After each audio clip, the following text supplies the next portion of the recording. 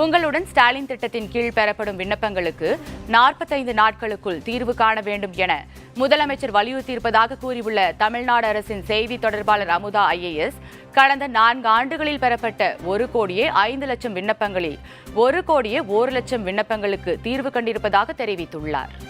நாளைக்கு நம்மளுடைய முதலமைச்சர் உங்களுடன் ஸ்டாலின் என்ற ஒரு திட்டத்தினை கடலூர் மாவட்டத்தில் உள்ள சிதம்பரம் நகராட்சியில் தொடங்கி வைக்க போகிறாங்க.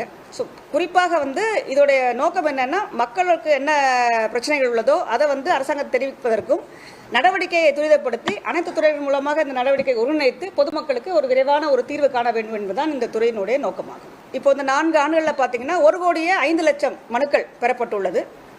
அதில் 30/6 வரைக்கும் 1,01,00,000 மனுக்கள் நம்மளுக்கு டிஸ்போசல் ஆயிடுச்சு.